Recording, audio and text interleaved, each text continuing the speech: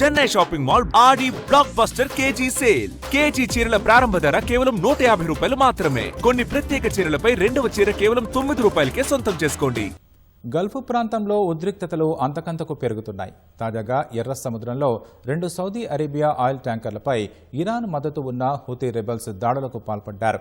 మరోవైపు అమెరికా వరుసగా 12వ రోజు ఇరాన్పై భారీ వైమానిక దాడులు చేసింది. గ్లోబల్ ఎకానమీకి కీలకమైన వాణిజ్య మార్గాలపై ఇరు వర్గాలు పట్టుకోసం ప్రయత్నిస్తుండటంతో ప్రపంచవ్యాప్తంగా ఇంధన సరఫరా ధరలపై తీవ్ర ఆందోళన నెలకొంది.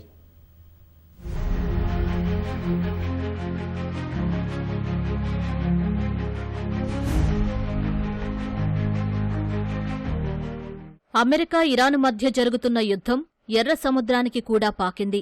యమన్కు చెందిన హూతీ రెబల్స్ ఎన్సలియా, లైలా అనే 2 సౌదీ ఆయిల్ ట్యాంకర్లపై దాడి చేశాయి. బాబెల్ మాండేబ్ జలసంధి గుండా వెళ్లే సౌదీ నౌకలపై దిగ్బంధనం విధించినట్లు ప్రకటించిన హూతీలు ఈ దాడులకు పాల్పడ్డారు.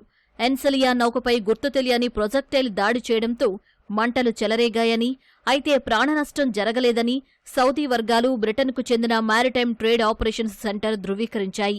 ఎర్ర సముద్రాన్ని గల్ఫ్ ఆఫ్ ఎడెన్తో బాలెల్ మాండేబ్ జలసంధి కలుపుతుంది. ప్రపంచ వాణిజ్య రవాణాలో 12% దీని గుండా సాగుతోంది.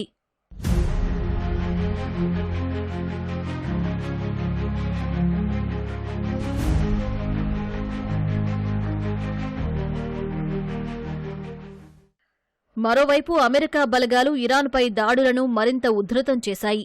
వరుసగా 12వ రాత్రి కూడా ఇరాన్ మౌలిక సదుపాయాల లక్ష్యంగా విరుచుకుపడ్డాయి. హోర్ముజ్ జలసంధిలో వాణిజ్య నౌకలపై ఇరాన్ దాడులు చేసే సామర్థ్యాన్ని దెబ్బతీయడమే తమ లక్ష్యమని అమెరికా సెంట్రల్ కమాండ్ స్పష్టం చేసింది. హోర్ముజ్ జలసంధిలో నౌకలపై ఇరాన్ దాడి చేసిన ప్రతిసారీ ఇరాన్కు చెందిన ఒక వంతెనను లేదా విద్యుత్ కేంద్రాన్ని ధ్వంసం చేస్తామని అమెరికా అధ్యక్షుడు డొనాల్డ్ ట్రంప్ ఇప్పటికే సోషల్ మీడియా వేదికగా హెచ్చరించారు.